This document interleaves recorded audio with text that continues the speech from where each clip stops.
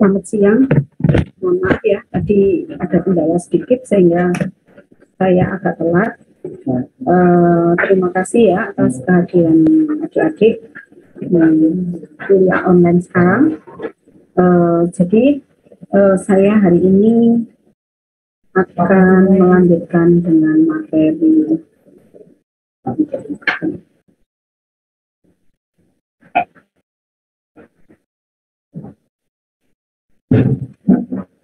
jadi sebenarnya yang hari ini kenapa kok kita pelajari itu adalah kita fokusnya pada konstruksi gudang. Jadi untuk ruang gudang tersebut itu banyak hal yang mempengaruhi, yaitu pertama pemakaian gudang tersebut, kemudian keadaan atau di tempat bangunan gudang tersebut akan dibangun. Jadi misalkan keadaan tanahnya bagaimana, kemudian tanah lempung, tanah padat, tanah keras, dan seterusnya. Kemudian beban angin yang terjadi di situ. Jadi misalkan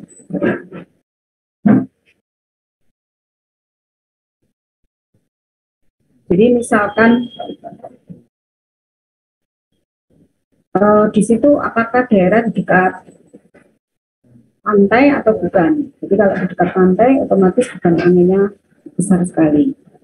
Nah, untuk yang dipilih ini akan menentukan cara penyelesaian dan harganya. Jadi di sini ada konstruksi seperti ini ya. Jadi ada konstruksi seperti ini. Nah, di sini ada sendi, ada roll. Misalkan atapnya gudang tersebut pakai rangka, kemudian konstruksi tersebut itu statis tertentu atau tidak, kemudian kita selesaikan pembebanannya. Kalau manual itu kan tahu sendiri pakai Cremona Ritter kesentingan titik gold, tapi itu sekarang sudah enggak seberapa. Kalau bisa ya janganlah, kita sekarang gunakan aja program. Kemudian yang penting konsep-konsepnya.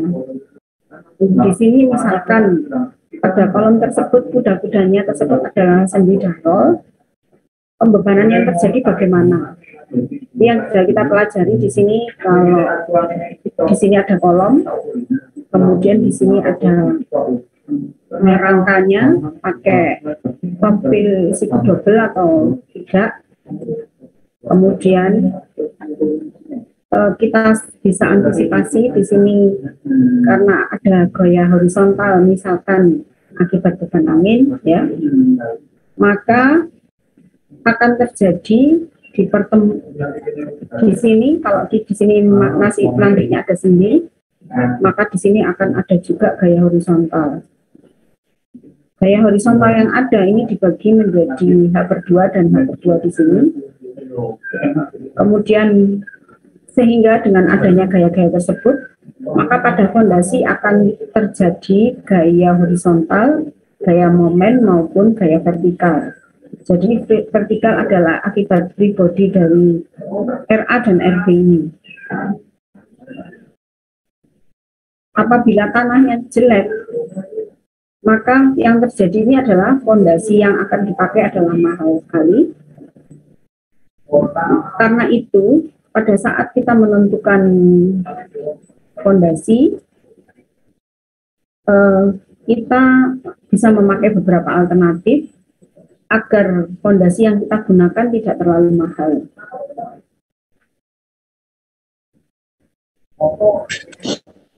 Kemudian ini fungsi ini adalah house yang biasanya diterapkan pada misalkan seperti house ya, jadi kalau ini kita gunakan portal gable frame, maka di sini kita beri semacam house. Jadi di sini ada gaya horizontal, maka di sini akan ditahan oleh setengah H di sini dan setengah H di sini. Kemudian momen yang terjadi pada kolom akan besar apabila itu kalau kondisinya sendi. Tetapi kalau di sini kita pakai jepit, maka di sini ada setengah H, di sini ada setengah H, dan momen pada kolom menjadi lebih kecil ya. Atau kita gunakan konstruksi 3 sendi yang dulu pernah dipelajari.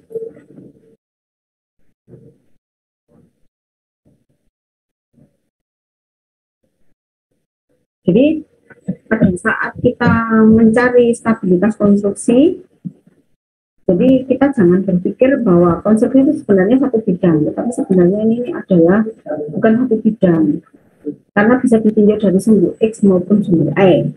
Kemudian di atas memang stabil bila konstruksi adalah bidang, tetapi dalam kenyataannya konstruksi tersebut berbentuk ruang.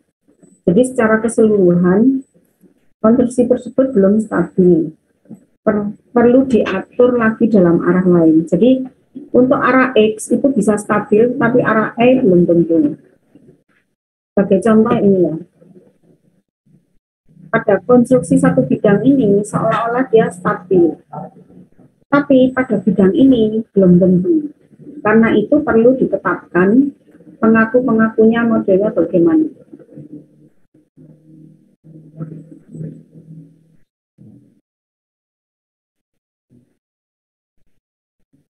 Jadi di sini beban-beban yang perlu kita perhitungkan di sini adalah ada beban angin, beban gempa kalau perlu. Kemudian cuma untuk materi di sini saya tidak sampai membahas beban gempa. Kemudian konstruksi untuk memberikan stabilitas dalam arah ini diamankan dengan adanya ikatan angin.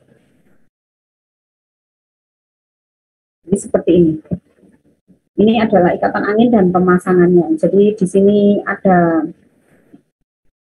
ikatan angin, di mana kepala kolom tersebut harus bertemu dengan simpul ikatan angin. Ini adalah ikatan pemasangan atap, ikatan angin atap, dan penggantung gording. Jadi penggantung gording atau track stang ya. Perlu pada kolom tersebut perlu dipasang ikatan angin untuk meneruskan beban ke pondasi.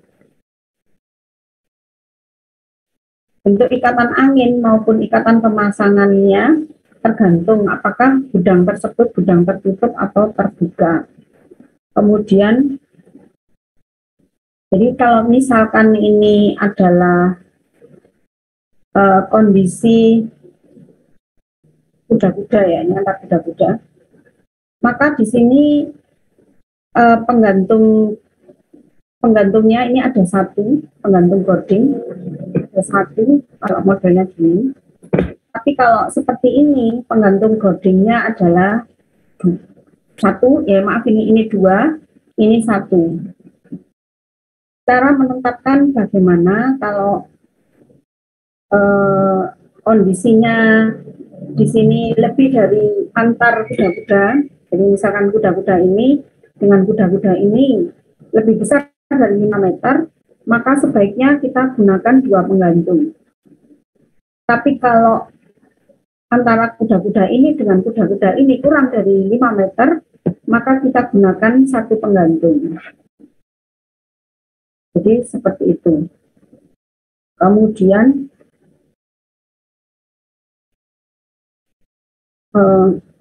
jadi seperti ini kondisinya.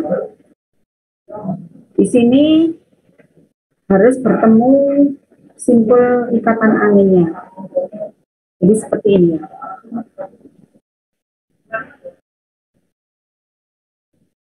Kemudian kepala kolom harus bertemu dengan simpul ikatan angin. Bentuknya seperti ini. Gudang itu bisa dalam bentuk gudang tertutup maupun gudang terbuka. Kalau terjadi di sini kita desain dengan gudang terbuka,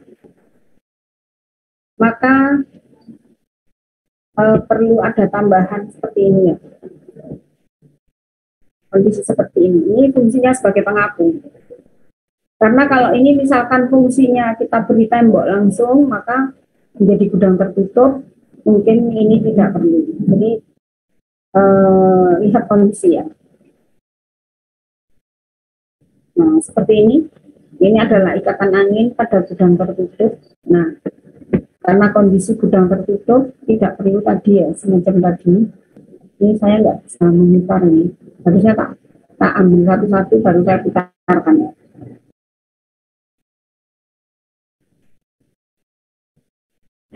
Di sini rencana atap contoh yang lain. Jadi ini beberapa contoh. Kemudian ini adalah ikatan angin atap dan seterusnya.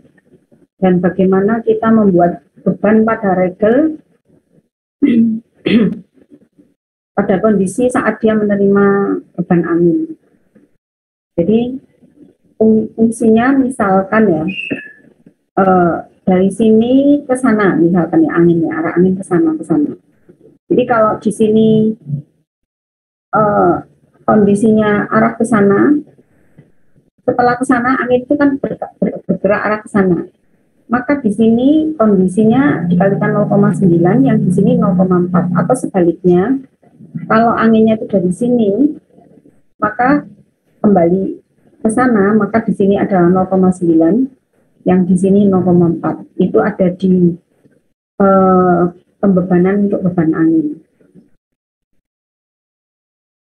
Jadi ini nanti lebih gampang kalau langsung masuk ke tugas-tugas itu. Jadi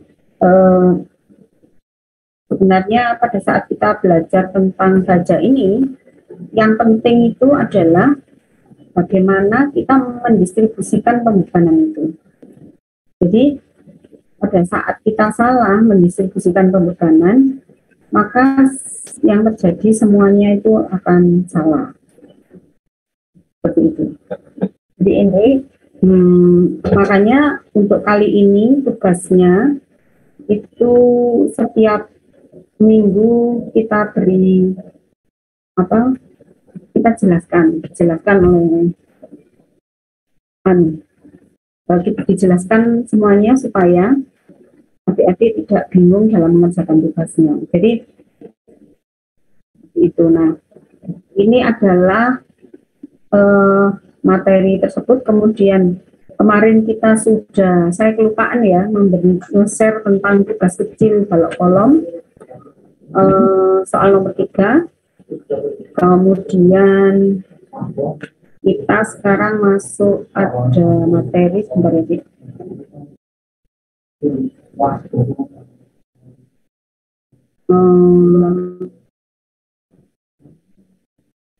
Jadi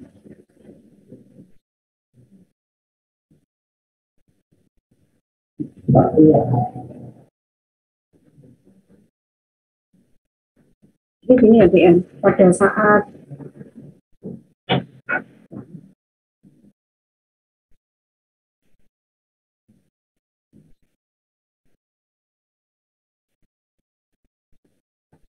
ini nanti begini, tugas adik-adik itu nanti setelah selesai kuliah, maka adik-adik itu diharapkan menjadi seorang engineer. Nah, pada saat proses menjadi engineer, pada awal lulus itu ya memang masih belum mengerti apa yang dikerjakan. Nah, karena itu, sebentar ya, karena itu ada beberapa hal yang adik-adik itu harus mengerti, yaitu persiapan-persiapan setelah adik-adik belajar tentang baja ini, maka ada beberapa hal itu sekitar 2 tahun adik-adik butuh belajar. Misalkan sebagai contoh, adik bagaimana belajar sebagai pelaksana struktur bangunan gedung. Nah, ini apa saja yang harus dilakukan adik-adik. Nah, ini saya hanya memberikan sekilas, tetapi ini tidak keluar ya di dalam ujian.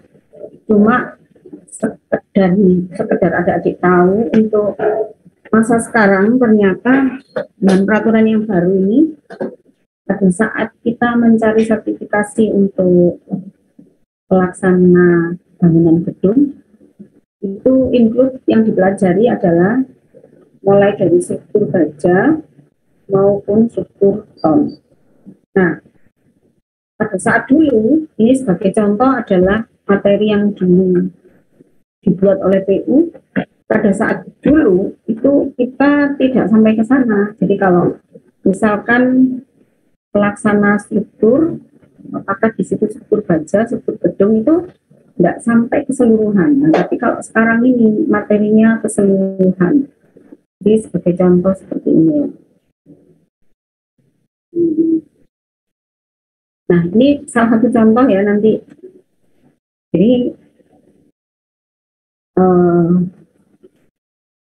Jadi di sini yang harus dikuasai adik-adik adalah pertama menerapkan keselamatan dan kesehatan kerja.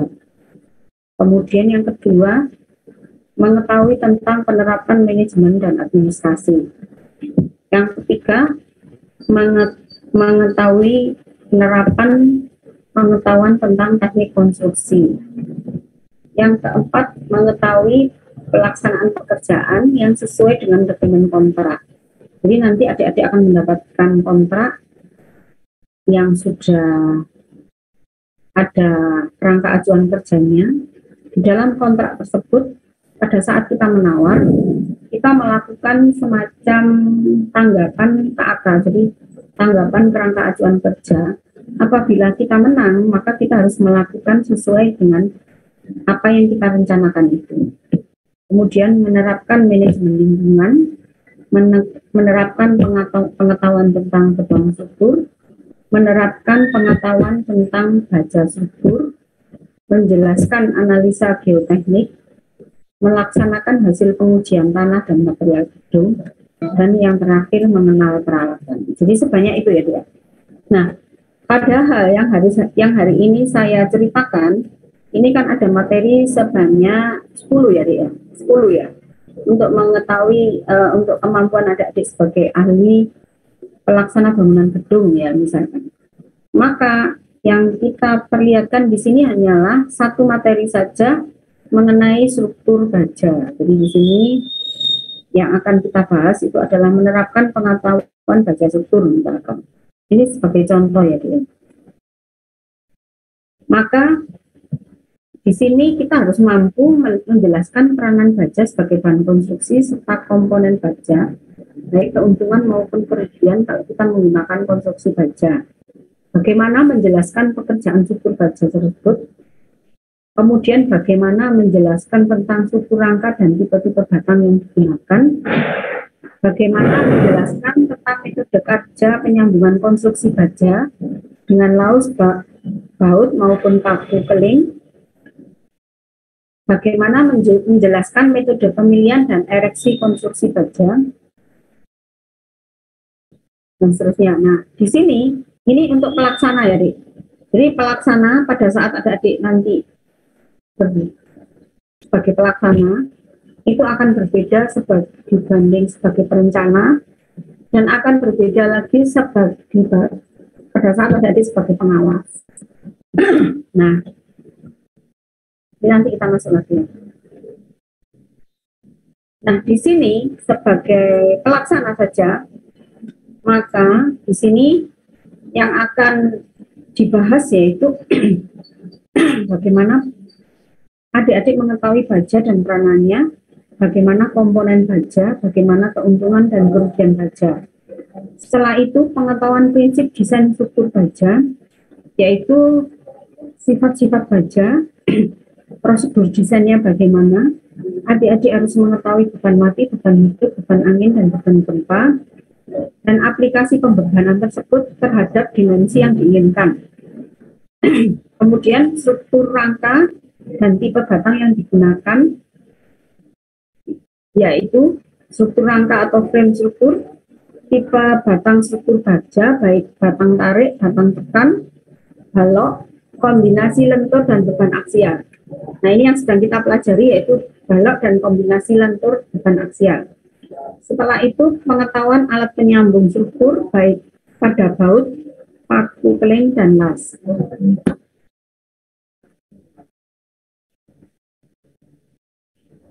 Kemudian pendahuluan tentang sambungan, jenis-jenis alat penyambung, proses gaya luar yang bekerja pada alat penyambung, proses pemindahan ban oleh alat penyambung, dan tipe-tipe sambungan. Itu nanti kita pelajari, yang kemarin kan kita sudah pelajari untuk sambungan rangka, dan sekarang nanti kita pelajari untuk sambungan pada portal, baik balok-balok maupun balok kolom. Kemudian pendetailan dan fabrikasi start ereksi. Misalkan tentang balok baja.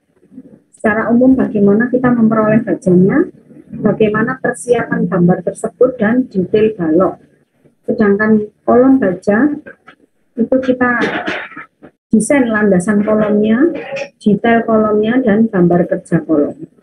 Jadi ini untuk frame dan seterusnya seperti itu. Jadi ini apa yang saya berikan ini hanyalah, saya ulangi ya, hanyalah satu bagian dari materi yang nantinya harus adik-adik kuasai sebagai seorang pelaksana struktur bangunan, yaitu pada posisi 7 menerapkan pengetahuan tentang baja struktur. Nah, padahal di dalam satu kesatuan di sini adik-adik harus mengetahui semuanya ini. Sebagai contoh, menerapkan K3 ini harus dipelajari. Kemudian menerapkan manajemen dan administrasi. Nah, ini akan dipelajari pada manajemen konstruksi. Kemudian menerapkan pelaksanaan pekerjaan sesuai dengan dokumen kontrak pada manajemen konstruksi. Menerapkan manajemen lingkungan. Ini adik-adik harus belajar di teknik lingkungan. Kemudian menerapkan pengetahuan tentang teknik konstruksi. Kalau memang melibatkan alat berat, berarti adik-adik mengambil dari mata kuliah alat berat. Kemudian menerapkan pengetahuan tentang beton struktur. Ini adik-adik dari materi beton. Menerapkan pengetahuan baja struktur. Adik-adik dari materi baja struktur. Menjelaskan analisa geoteknis. Ini dari materi fondasi. Dan melaksanakan hasil pengujian tanah dan material gedung. Hasil pengujian tanah dari materi fondasi yang ada dipelajari, dan material gedung ini adalah dari beton ya, dari beton bertulang kalau nggak salah, yang materi beton awal itu. Jadi intinya adalah sebanyak ini hanya satu hal yang adik kuasai, yang harus adik kuasai setelah lulus dari sarjana teknik. Butuh waktu 2 tahun adik-adik untuk belajar ini semua, dan 2 tahun ini betul-betul harus padat mengerjakan pekerjaannya. Nah, ini nanti akan ada hitungannya, dilihat dari pengalaman kerja yang ada. Jadi misalkan adik-adik ini lulus tahun 2000, ini kita yang lalu aja. Bentar ya, ini saya kerja. Oh, gitu ya. Jadi misalkan kita lulus tahun, sekarang kan tahun 2022. Adik-adik lulus tahun 2018. Tapi setahun pekerjaannya adik-adik itu hanya 3 bulan untuk proyeknya. Maka yang dihitung adalah pengalaman proyek adik-adik adalah 3 kali 4. Berarti hanya 12 bulan, kurang dari 2 tahun. Nah, kalau ini tidak terpenuhi, maka adik-adik belum bisa mengambil sertifikat keahlian yang setara dengan level 7. Atau kalau dulu SKA muda, ahli bangunan gedung, sudah bisa mengambil itu. Nah, kalau adik-adik tidak bisa mengambil itu, efeknya adik-adik tidak bisa menamai sendiri tentang pekerjaan yang dilakukan adik-adik. Itu seperti itu ya. Mudah-mudahan apa yang saya berikan ini ada manfaatnya ya. Sebentar, coba dibuka semuanya, kita foto lagi sebentar.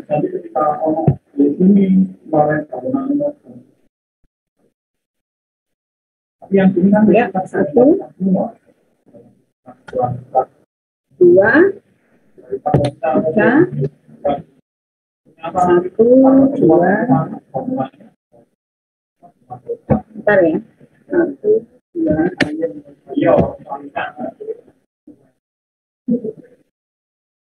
bentar ya, gitu.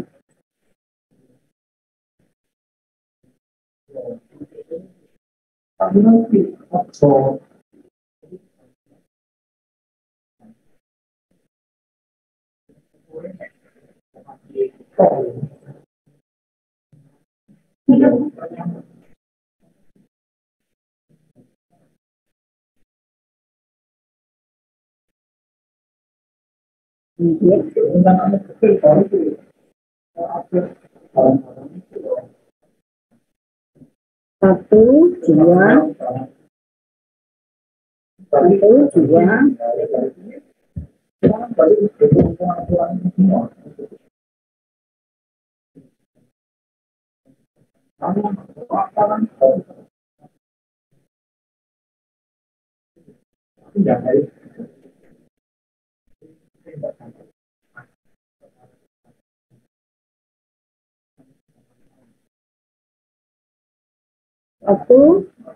tiga,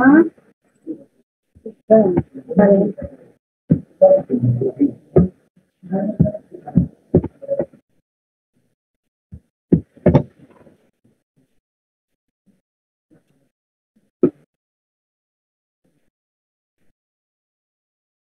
Oh,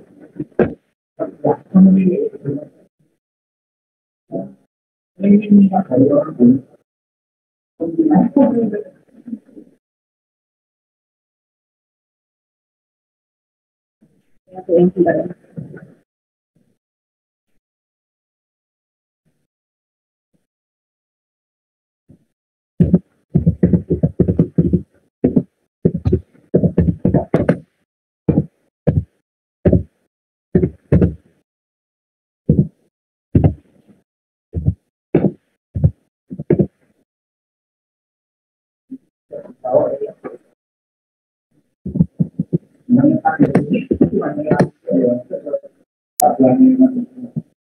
Nah, jadi seperti itu yang nanti kita hadapi ya. Mudah-mudahan adik-adik insya Allah bisa ya menghadapi itu semua.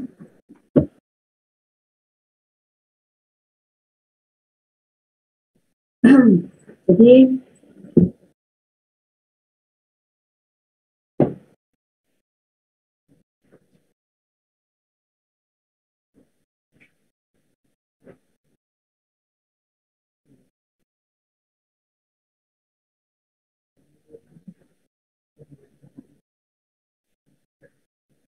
contoh begini.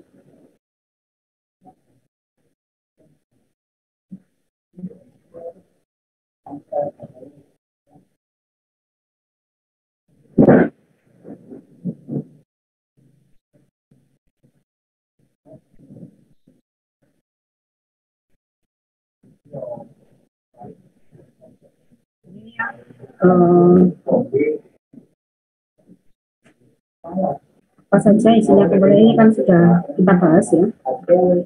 Mungkin yang saya berikan nanti yang tidak pernah kita bahas. Jadi ini keuntungan dan kerugian saja.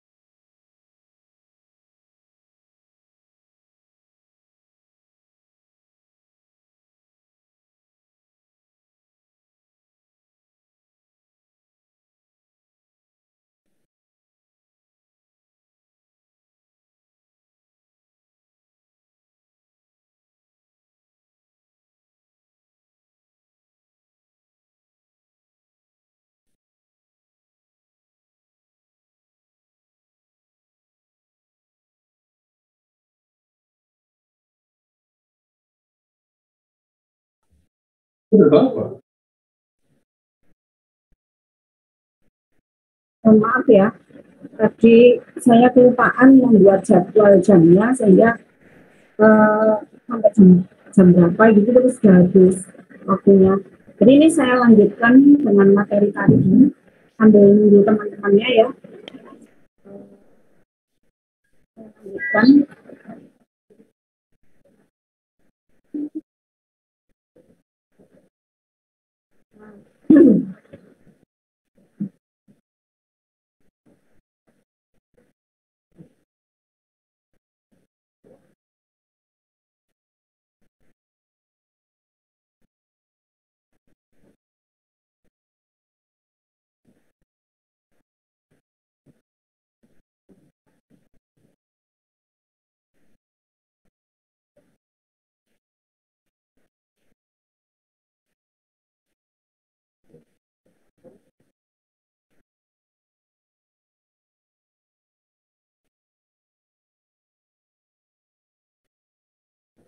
Jadi ini adalah tegangan-tegangan baja.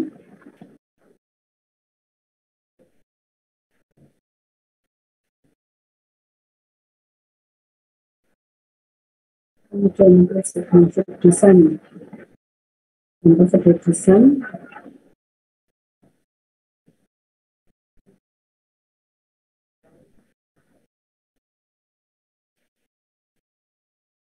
Yaitu pertama perencanaan, kemudian konfigurasi struktur praperencanaan atau pendahuluan, tentu ada beban yang harus dipikul, kemudian pemilihan batang prarencana atau pendahuluan, analisis, evaluasi atau penilaian, dan perencanaan ulang kalau perlu dengan desain. Setelah terakhir bahwa keputusan akhir. Jadi seperti begitu kita saat mendesain. Mudah PR. Kemudian pengorbanan, yaitu ada beban mati, beban hidup. Kemudian kriterianya misalkan pemakaiannya pada beban hidup untuk yang tidak penting, apakah ini ruang kuliah, kantor, toko, dan sebagainya, apakah itu lantai olahraga, dan seterusnya. Itu beda ya, dia mempunyai harga sendiri-sendiri. Kemudian beban angin, beban mati, beban gempa. Kemudian struktur rangka dan tipe yang digunakan, dan struktur, kemudian tipe rangka pada batang baja struktur, misalkan ini ada profil WF, profil kanal, profil siku, profil T, dan seterusnya.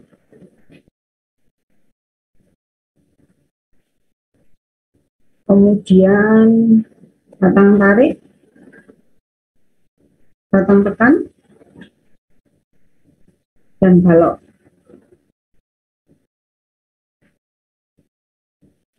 Misalkan profil WF atau profil I, hasil pengelasan atau part feeder, balok rangka, siku, kanal, batang tersusun, baja beton komposit, kombinasi lentur, dan beban aksial. Kemudian pengetahuan tentang penyambung, paku keling, baut biasa, baut mutu tinggi, las. Kemudian gaya luar yang bekerja pada alat penyambung, yaitu gaya akibat geser murni, gaya tarik murni, gaya buntir, gaya geser, dan tarik. Proses pemindahan beban oleh alat penyambung. Pada alat penyambung paku keling, proses pemindahan bebannya seperti ini ya. Kemudian kekuatan atau daya dukungnya pada penyambung baut, yaitu misalkan baut kekuatan tinggi,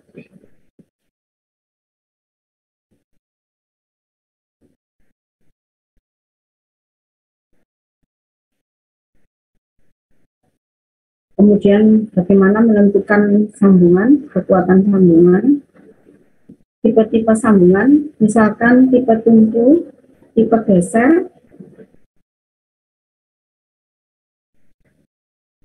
tipe tumpu dan tipe geser, geser tunggal, geser rangkap,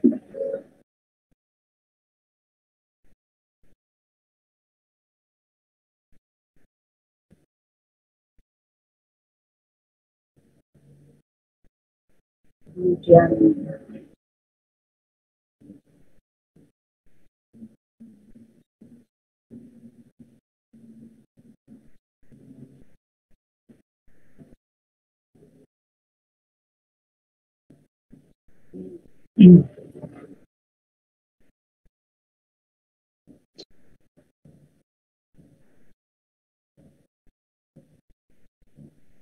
tangan ijen tumpu,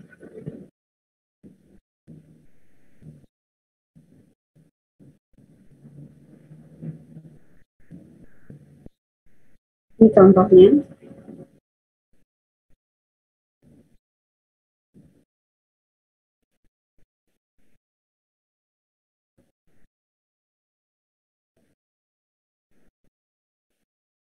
Nanti kita pelajarin ya sambungannya. Geser,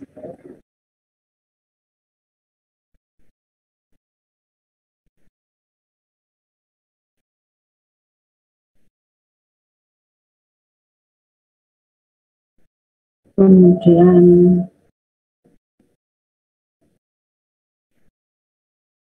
pembetilan dan fabrikasi. Bagaimana saat kita memperoleh baju tersebut, persiapan gambar, detail balok, kolom baja, desain dasar kolom, detail kolom, gambar kerja kolom.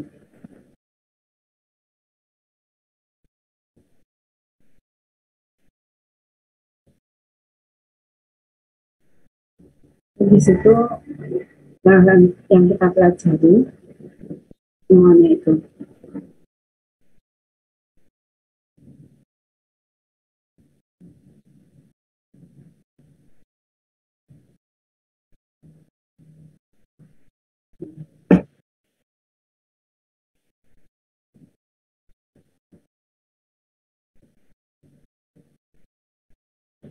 Jadi seperti itu ya yang nantinya harus kita siapkan sebagai seorang engineer yang menguasai tentang baja. Ya, mudah-mudahan ini adik-adik kalau belajar, selain yang dari saya, tolong belajar sendiri di lewat Google dan sebagainya, tentang semua hal yang berkaitan.